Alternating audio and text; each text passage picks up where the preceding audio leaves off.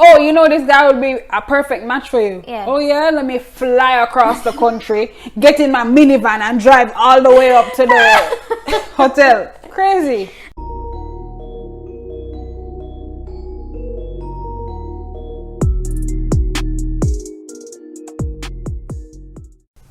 Hello everyone. Hi guys. I'm Channice. And I am Maria.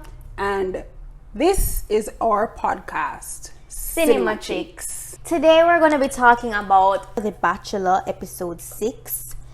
And I don't know if you have any tea for us before we get into it, Channice. Actually don't. I didn't do any tea search this week. I don't know if it's true, but apparently the Woman Tell All has already been filmed. Oh, I heard this. And they announced who the next Bachelorette is. Mm-hmm. It's a rumor that it's going to be Katie. But separate I guess apart, because everybody has been requesting Katie to be the Bachelorette, because she's taken on the savior role in the show. ABC just kind of gave everybody what they want. Well, separate and apart from that, I think that Katie would be a good Bachelorette. I don't think we got to see the best of her on this show. But the show starts with Jasenia and MJ. We left off with them on the last episode. And MJ's response, or her confessional, right before she speaks to Matt, was completely different from her conversation with Matt. She's in the confessional saying, oh, I'm being a weak bitch. Oh, I just had a weak bitch moment. Fluffs her hair.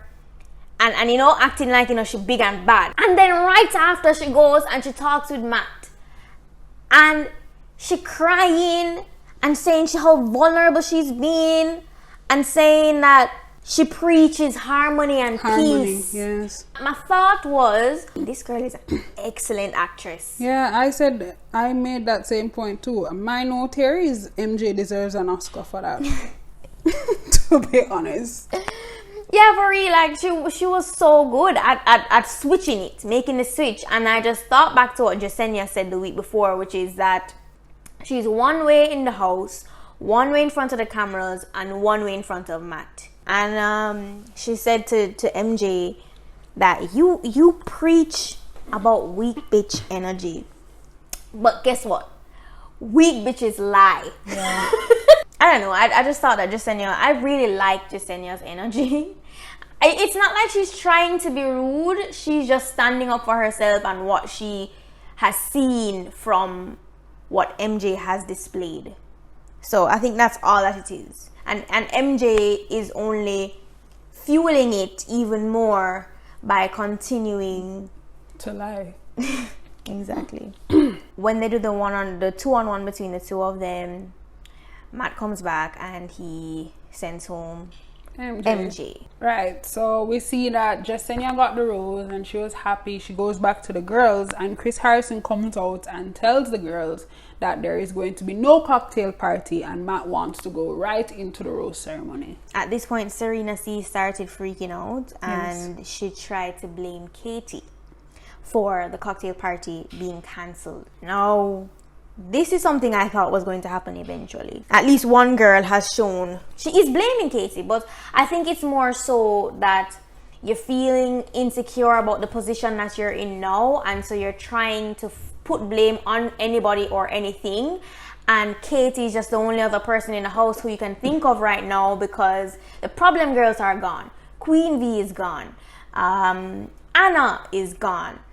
And Katie is the only other person who initiated this type of conversation with Matt, and so she's thinking, all right, she is putting this fire on the house now. I agree. I actually thought it was weird that Serena C was blaming. I mean, she's like, if Katie never brought this topic of bullying and toxicity to Matt, then he wouldn't have spent the time tonight talking to these girls. Mm-hmm. But Katie made a good point when she said she didn't bring up any names. It was all the girls that brought them up. So she was just highlighting the issue. The girls obviously agreed with her and went to Matt with names. So as he said, she might just be insecure and she's just looking for somebody to point the finger at.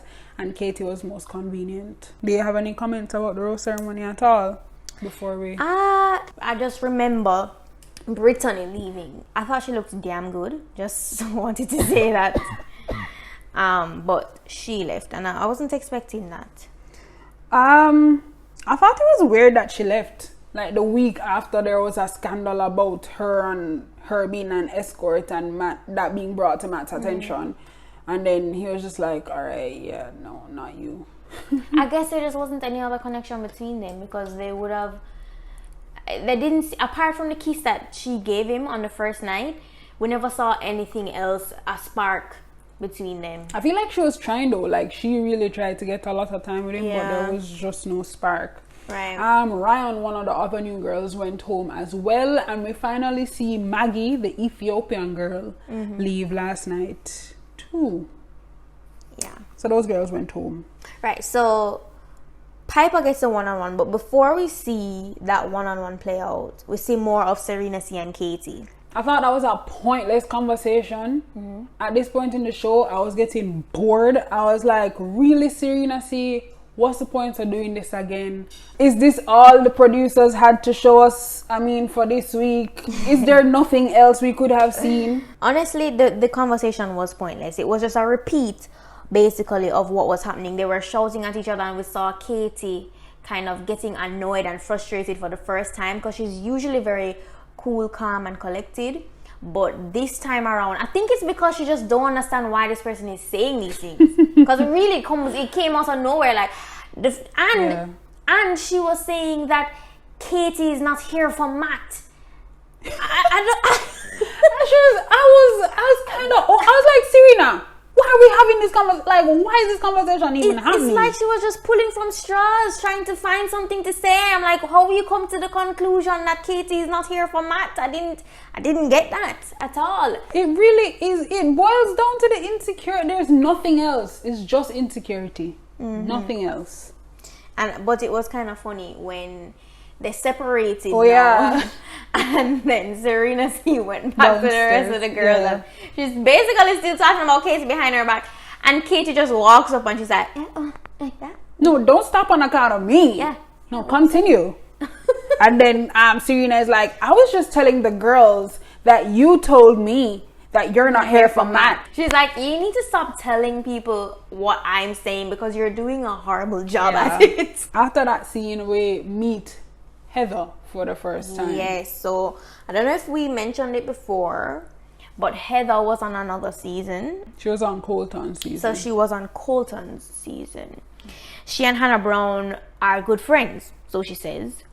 And her explanation for showing up, I want your opinion on this.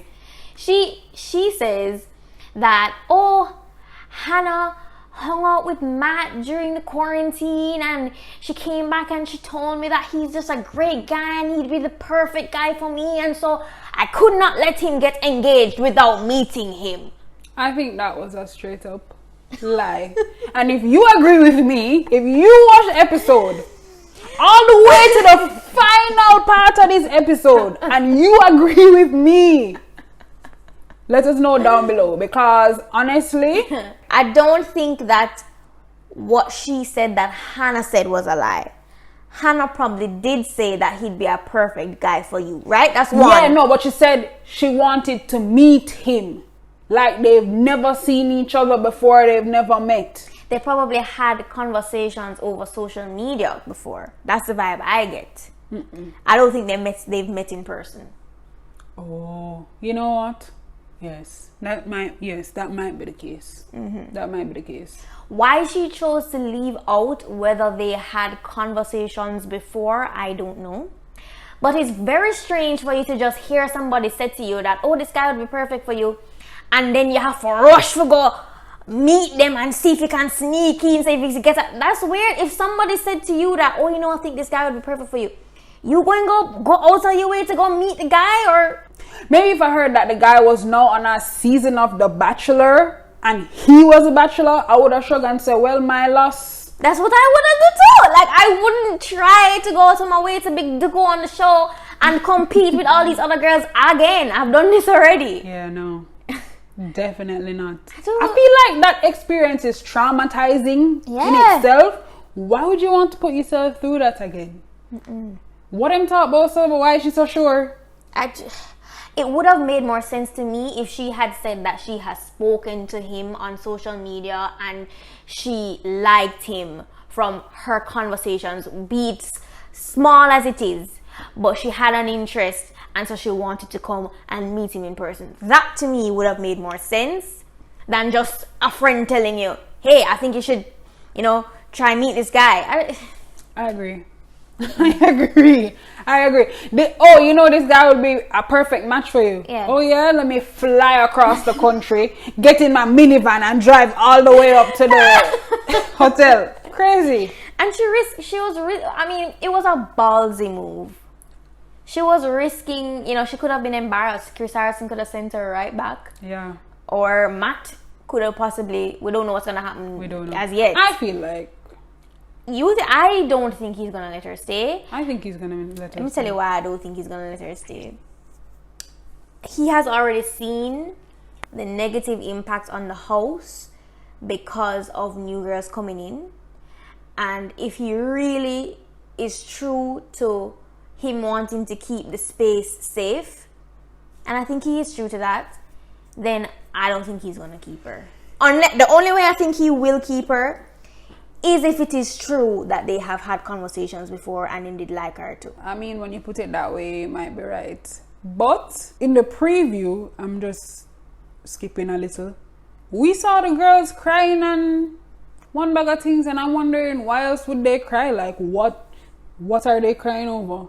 I think they were and saying like, if he was to choose her over me, like, who would say that? I think what happens next week is that she talks to him. We don't see their conversation as yet, but we saw that she went over to him. She talks to him and Matt probably says to her, well, I don't know as yet what I'm going to do, but you can stay for tonight and I'll see if I give you a rose. And so I think the fact that he gave her the okay to stay until the rose ceremony is what is affecting the girls and them saying, oh my gosh, if he chooses her over me, I'm going to be XYZ.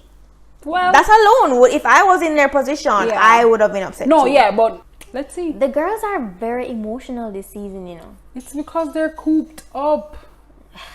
I don't know if that's it's because they're cooped up. You see, when you're traveling the world and you have that time in the airport, on the plane, like you're seeing things to distract you, as opposed to just one set place and sit down and coop up like. And literally all you're thinking about is this one guy. And whether he's having better connections with anybody else. You're right. There's no distractions because there's nowhere to travel to. You're not going into a new place. It's just this one place. Yeah. That could be true. All right, so can we get into Piper's date now? Let's get into Piper's date. It was a carnival date, and I noted that Matt said that he has had his eye on her since night one. The fact that he said that, as I feel like he was saving a special date for her, this special carnival date for her. He kept saying that she was being so patient and that it was worth the wait. Yeah, he did say those things. So last week when we saw him run up to her and we're wondering why, make a little bit more sense now. This explains that. I never noticed Piper before last week. Truth, yes. And even then, I never really took real notice of her. It was just strange to me what happened last week. This week, him going on a date with her, Piper is actually gorgeous. No, I noticed it. I hear what you're saying. I never noticed her before last week, but as soon as he ran up to her last week, I said, this girl, something going on with this girl, and I started to pray her. Yeah. In a good way. Yeah. She is gorgeous. She is. Really good looking. In the night part, well, it was a night date. Right. But, at the end of the date, everybody has to tell their story. And her story was that she's never really gotten love and affection or verbal love and affection from her mother or her parents. So she said she was kind of struggling with that, I guess, growing up. And I think she was fearful that would carry on into her own relationship and that she would not be able to relate to her partner how she really feels. But then she goes further in the conversation because I feel like Matt was kind of hearing her out and assuring her that, he understands but there's a kind of liberty in speaking your truth and being vulnerable and open. And she then opens up to let him know that she is falling in love with him. Yep. Which I thought was weird in the same conversation where you said that you don't know if you have it in you to say love. You just say it. Yeah. And then what I found even more like peculiar is that Matt did not reciprocate those feelings. Yes. He said, I'm glad you're open and I hope you continue to be open with me. Basically, yes. That's what he said. I think that's very telling, because when Rachel said that she's falling in love with him, he said it back to her. Reciprocation. I think he thinks she's attractive, which she is. And just wanted to explore if there was anything past that attraction that he has to her. And I don't think he found that. Okay. But my comment on their interaction, I feel like she was the most natural girl on a one-on-one. I feel like everybody else was super like maybe giddy and maybe not acting themselves, but I felt like she was very comfortable and well, maybe Brie too on her one-on-one. But she was very comfortable with him, and she never seemed like she was holding her personality back necessarily. I think Michelle was pretty natural as well on their one-on-one. Feel like him and Michelle just naturally gel together. I guess I'm comparing it to last week's one-on-ones then. Kit and Rachel. Oh, well, yeah. Definitely more natural than those two. Yeah. I agree. But that don't mean just because we feel a certain energy on our end doesn't mean that Matt is feeling that. Right after Piper's date, we have the group date. Yeah. It was a bowling date, and they had blue team against the pink team. Blue team was Rachel, Abby, Kit, Serena C, and Brittany. The pink team was Chelsea, Jasenia, Serena P, and Michelle. Were you rooting for a team? I wasn't rooting for a team, but I'm sure Matt was rooting for a team. Let us know down below, guys, which team you think Matt was rooting for. Maria, which team you think he was rooting for? Can I guess which team you think it is and why I think you're going to say which team? I think that you think he was rooting for the blue team. He most definitely was rooting for the blue team. But why do you think I think that? Because they lost and then he still made them come on the night portion. That wasn't even the portion of the show that So why do you think that? Just how he was acting when the pink team won. He was kind of doing this boring clap like, all right, fine, I guess I'll go with these girls. And then to add on top of all of that, he made them come to the date anyways. Why you feel so bad for them? Well, I didn't really decide on who I thought that he was rooting for. I just know that I was rooting for the pink team because I wanted to see Chelsea and Jasenia get more time. Because I want to see what they're about. But then he took away their prize because he invited the rest of the girls. Yeah. I made a note here to say I got bored when the blue team was allowed to come and join the night portion of the date. At this point, I was over the episode. I just wanted it to be finished. Really? I was like, can this hurry along? Like, oh my gosh, boring now, honestly. And then all the girls, all them do is talk about time this, time that. I felt like I was drowning in like the word time. This is all they talk about in the confessionals. Chelsea was doing a whole bunch of confessionals, but so she's glad that she going to get time now. And then the blue girls come and she don't get the time, and I was like, all right, I just want to either turn my TV off or get this over with. Tired of the same roundabouts, complaints, whining. I can agree with you because I made the notes of what the girls were saying, but I honestly was about to skip over them because I didn't think it was significant. I wanted to jump. Can I jump now? Well, we can just say that Michelle got the rose, the group date rose for that date, and then sure, let's go. So Tyler C is here. Oh yeah, Tyler C. Tyler C was also on Hannah Brown's season of The Bachelorette.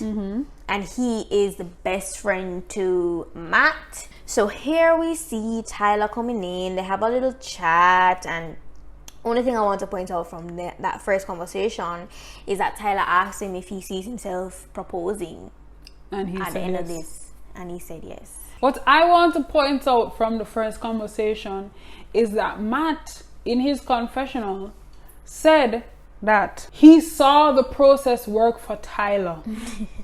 And that is what made me want to come. No, you say that. And I'm thinking, which process? The man never win. He's also very single right now. Alright, let me tell you what do you mean when him say work? Like, what do you mean? Let me tell you what I think he means by that. I think he means that Tyler C really fell in love with Hannah Brown in real life. Like, it wasn't for the show, it wasn't playing games, he fell in love with her. And I think that was the purpose for him going on the show, is to find love. Although it ended in his heartbreak, he still found love in real life. And so I think that's what he's referring to say that he knows that the process works, in that he knows that it's possible for you to really fall in love on the show.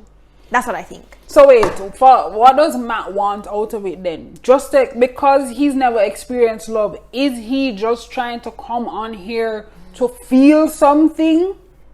Or is he trying to find a lifelong partner? I think he definitely is trying to feel something. And I think, like everybody, you're always going to assume that your first love is going to be your only partner. So he is trying to find love, and he is trying to find long-term relationship. I'm not going to say marriage, although the show ends in a proposal usually. But that's the goal. You don't ever think that you're going to get into a relationship with somebody and fall in love with them to break up with them. So it's both. He's trying to fall in love, and he's trying to have a long-term relationship. Okay, well, you guys can let us know down below what you thought about those comments from Matt. I mean, the show is a show, right? Like, you can't come on there and say anything else. Then you're going to look ingenuine. Yeah, that's true. That's very true. You have to say that you trust the process. Or what are you doing there then? What are you really doing? True. Next, we have the Katie one-on-one. And see how you said you were bored in the group date? I'm sorry.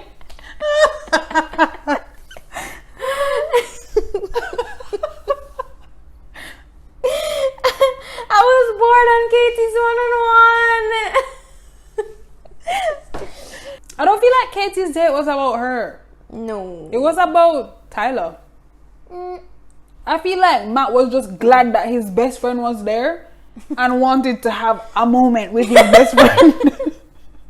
Because...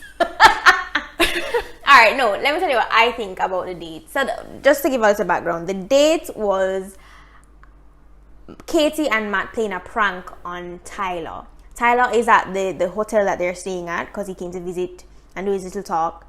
And Tyler is now getting a massage from the hotel. He thinks it's a legitimate massage, but it's kind of like a punked situation where you have Matt and Katie in a back room talking to the masseuse, telling her to do weird things to Tyler. I feel like this is part of Matt's personality. He's a prankster. That's what him and Tyler do. It's something that he would do in real life, in regular life. And so I think he chose a date like this to kind of show, like, this is me, this is what I would do on a regular day. I would play a prank on my best friend. So come join me on a date where I do something I would do in regular life. That's all I thought that it was. I mean, he did indicate that because Katie was so bold when she first came in with the vibrator, he kind of thought that she had a light-hearted side to her where she'd be down to play pranks and do things like that, which is why he chose her for a date like this. I could see that. But usually when people bring their friends onto the show, they don't necessarily include them in the date. Yeah. Yeah, I think they're just close. Now, the night part of the date, the edit made it clear that she was going home. How? Usually in the night part of the date, when the persons are telling their story and like opening up, there's like music in Magical the background, music playing, where you hear like or something like that. And while Katie was talking, it was just dead silent. Yeah. Like you can hear crickets. Like you know that it's not gonna end well. So yeah, he sent her home. I feel like Serena C was glad to see that Katie was going home, but I just want Serena C, wherever you are in the world right now, What? I want you to know that Katie didn't go home because she wasn't there for Matt. She just went home because there was no connection there. The satisfaction that was on your face, I don't feel like you understood. No, I agree. Thank you for saying that, because it's true. It is true. But the rest of the girls in the house, Were you surprised? they didn't seem surprised, because I feel like and I think they were commenting on it too before the lady Michelle came for the and suitcase. They were Marie. like, I'm not sure how this date with Katie's gonna go. Like everybody was not sure what she had with Matt, and I think that is also very telling. She don't have a connection. Yeah, I agree. And they see a lot more than we do. Right. So, Okay. Now the cocktail party. We see him first grab Piper to talk with her, and they go and they have their little one-on-one I think he talk. spoke with Bree first. Bree first? All right, well, whoever it was, but he was talking to Piper when Heather walks in. First of all, Heather's entrance was so awkward. I thought it was hilarious. She's driving in the minivan. Driving up to the hotel. She gets out. Is going through the, what's that, swivel door? And gets stuck in there. She can't open the swivel door. And I then, would have been so embarrassed. but it's not that, right? She gets through the swivel door and she's walking in, look like a model, you know? Strutting it. And she smiles at the other girls and waves to them, hey girls. And just walks right to Matt. So the producers told her where Matt was. Walks right to Matt and asks for time. Are we going to comment on Heather's quarantine videos or not? Because I wasn't gonna do it. they were so cringy. Oh my god. I mean, I get it. The Yeah, one where she was balancing the pizza on her head, I was like, girl. I was like, what's the point of that? Yeah, why didn't even show that? I don't know.